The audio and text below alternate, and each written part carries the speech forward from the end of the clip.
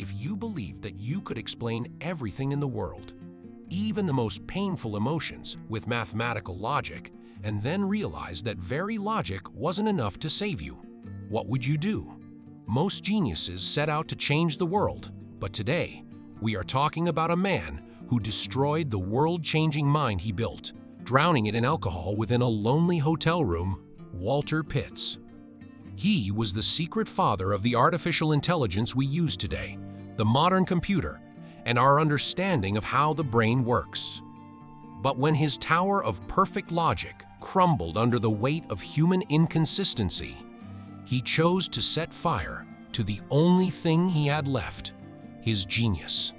Today on The Cost of Genius, we will examine the tragic collapse of Walter Pitts, a man who lived as a ghost and vanished within the equations he created. The story of Walter Pitts began in the uncanny and gray streets of Detroit. He was an unloved, despised child who suffered violence at the hands of his family. At the age of 12, while running from a group of bullies, he sought refuge in a local library.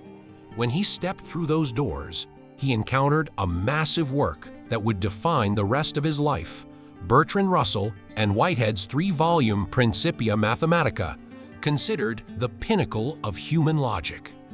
Pitts did not leave the library for 3 days. He finished this heavy work of logic, which should have been impossible for a child his age to read. But he didn't just read it.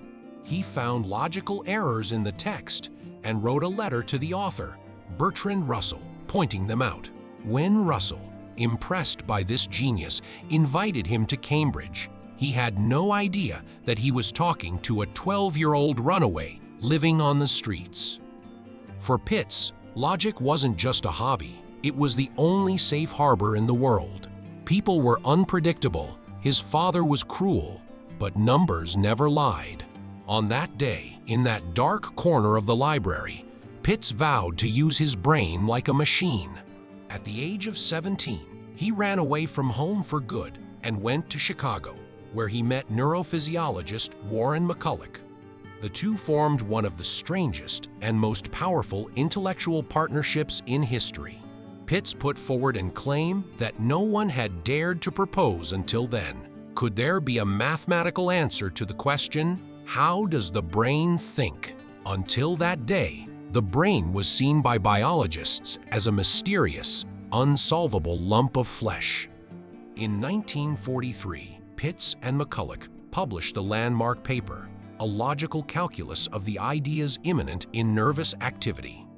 Pitts mathematically proved that the nerve cells in the human brain, the neurons, functioned essentially like logic gates. A neuron either fired or it didn't. It was either 1 or 0. The significance of this discovery was this: if the brain was a circuit system operating on logic, then we could turn machines into thinking beings. The concept of artificial neural networks, which lies at the heart of today's ChatGPT, Google's algorithms, and deep learning technologies, was born that day in the mind of this homeless boy. He was the first man to reduce the mystery of the human soul to numbers, merging biology with the computer. He was the true father of artificial intelligence. However, the price Pitts paid came from this very obsession with logic. He believed so deeply that everything in the world could be solved with logic that he was caught off guard by the complex and emotional realities of being human. For Pitts, logic was a religion, and in that religion, there was no room for error. The tragedy took shape through his friend and mentor, Warren McCulloch.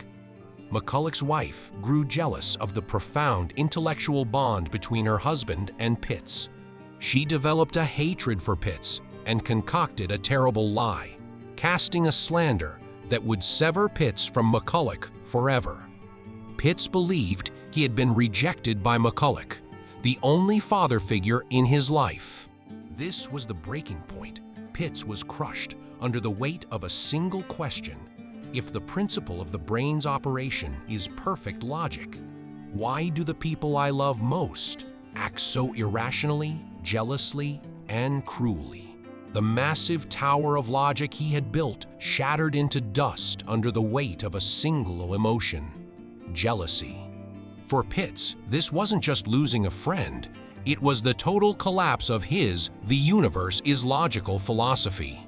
If logic wasn't enough to save the world, what was the point of wisdom? To Pitts, the universe was now a logical error. The price began to be paid through a process of total self-destruction. Pitts did the most painful thing a genius could do to take revenge on the world. He threw all his recent notes, manuscripts, and complex proofs, work that might have advanced artificial intelligence by decades, into the fireplace.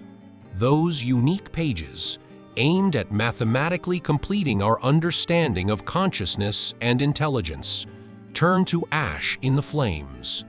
Knowledge had not saved him, so he withheld that knowledge from the world. He spent the final years of his life in the corridors of MIT, like a ghost. He spoke to no one. He looked at no one. He drank a bottle of whiskey every day and stared into the void. The genius once seen as the father of AI was now systematically destroying those magnificent neural networks in his own brain with alcohol.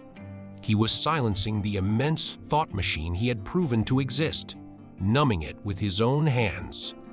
When he died alone in a hotel room in 1969, his body had been so neglected that no one could identify who he was. Walter Pitts taught us this. Genius can help you understand the world, but it doesn't guarantee you can live in it. If you cling only to logic, you will find no shelter when the dark and irrational storms of life begin to blow. He found the code to the brain, but he became trapped within that code and drowned in his own light. In this episode of The Cost of Genius, you watched a ghost set fire to his own brilliance. If you are interested in such tragic and profound stories, don't forget to subscribe to the channel and like the video. We will meet again in the next episode, in the icy silence of the truth, where another soul has vanished. Goodbye.